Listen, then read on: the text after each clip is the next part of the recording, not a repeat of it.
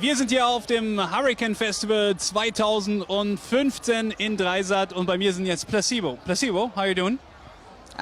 Pretty good. Pretty It's good. cold, it's raining. We're gonna play soon. And when you look on the lineup of this festival, you played it a couple of times before, but now you're on top. You're the headliner. Placebo stands in the biggest letters on top of the bill. Is it something you always dreamed of? Or was it never in your mind and just happened? Well, we got successful quite quickly with our first album, which was almost 20 years ago.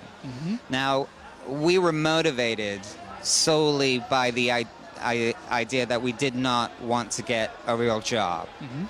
The idea of sitting in an office, going to the same place every day, hating your boss, you know, taking the subway at rush hour, all of that stuff was so depressing that for us that we just had to kind of make it happen. And all that we really wanted was enough money to feed ourselves and to pay the rent.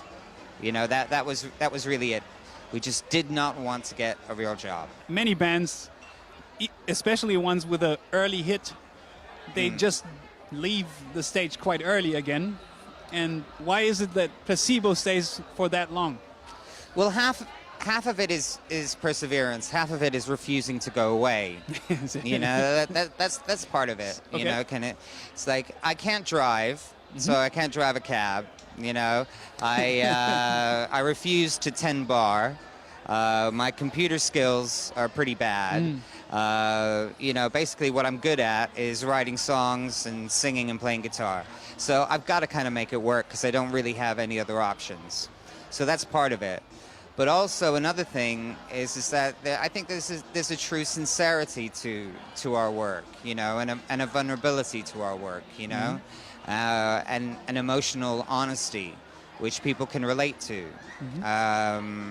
We've never really been afraid to talk about our true feelings. And you know, feelings are essentially universal. We're all made up of the same feelings. So people can relate to that. You know, we've never tried. It's a bit of a paradox, really. The more personal you make something, the more universal it becomes, because essentially we all have the same feelings. You try and write something that is universal, and what you end up coming up with is something that is cliched. So. But is it easy for you to write something very personal?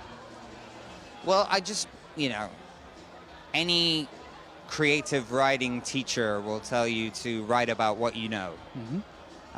So, you know, I've always written about what I know. But it's also, for me, the process is the inspiration. Writing itself allows me to discover what's going on inside of me emotionally. I find out what's really happening in my subconscious, yeah, through the process itself. And for me, the process remains the biggest inspiration. It's a form of therapy. It's a form of catharsis. So it's a very valuable thing for me. If I didn't have this, what would happen? Well, I think I would probably go insane. Seriously? You know? Yeah. Well, more insane than I already am. Thank Knock you on very wood. much. Okay.